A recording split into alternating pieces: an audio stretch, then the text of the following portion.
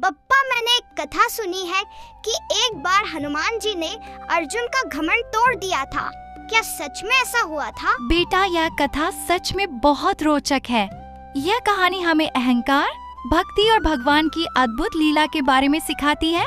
यह घटना उस समय की है जब पांडवों में से अर्जुन अपनी धनुर्विद्या और पराक्रम पर बहुत गर्व करते थे। लेकिन बप्पा, अर्जुन तो बहुत महान योद्धा थे ना?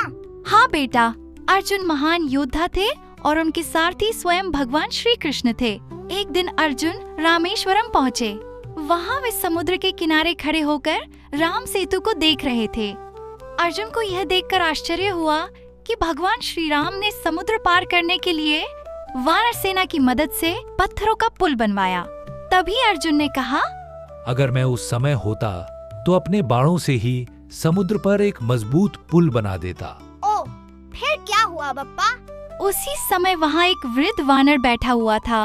उसने अर्जुन की बात सुन ली और बोला, अर्जुन, भगवान राम ने जो किया वह बिल्कुल सही था। तुम्हारे बाणों का पुल वानरों का भार नहीं सह पाएगा।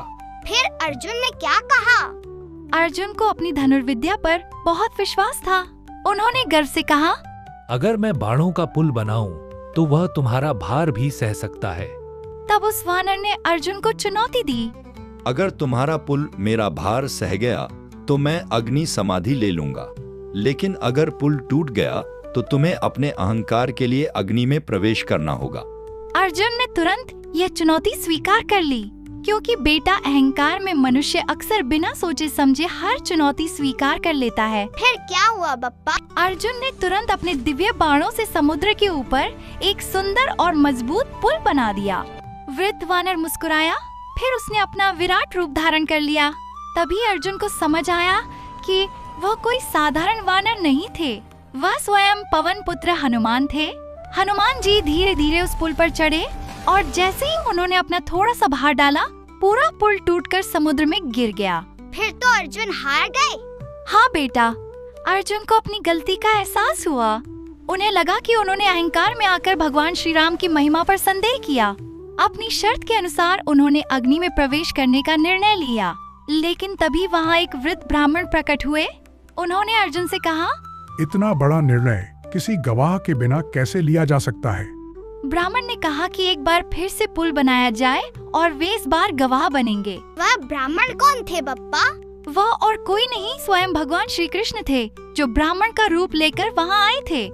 अर्जुन ने फिर से अपने बाणों से पुल बनाया। इस बार हनुमान जी पूरे बल के साथ पुल पर चढ़े। उन्होंने छलांग लगाई, जोर से दबाव डाला, लेकिन इस बार पुल बिल्कुल नहीं टूटा। यह कैसे हुआ बप्पा? क्योंकि इस बार पुल के नीचे स्वयं भगवान श्री कृष्ण अपने सुदर्शन चक्र से उसे संभाले हुए थे। तभी वह ब्राह्मण अपने असली रूप में प्रकट हुए। हनुमान जी ने तुरंत पहचान लिया कि वह स्वयं श्री कृष्ण हैं। हनुमान जी ने श्रद्धा से अपना सिर झुका दिया। उन्हें समझ आ गया कि यह सब भगवान की लीला है। इस प्रकार अर्जुन का मान भी रह गया और हनुमान जी की बात भी असत्य नहीं हुई। तब हनुमान जी ने अर्जुन से कहा, अर्जुन, अब से मैं तुम्हारे रथ की ध्वजा पर विराजमान रहूंगा और युद्ध में तुम्हारी रक्षा करूंगा। इसी कारण महाभारत के युद्ध में अर्जुन के रथ की ध्वजा पर हनुमान जी का चिन्ह था और बेटा, इसीलिए अर्जुन के रथ को कपि ध्वजा कहा जाता है। वाह बप्पा, यह कथा सच में अद्भुत है। हाँ बेटा, इस कहानी से हमें दो बहुत बड़ी बातें सीखने को मिलती हैं। पहली, अहंकार सबसे बड़ा शत्रु है और दूसरी, भगवान हमेशा अपने भक्तों को सही मार्ग दिखाते हैं।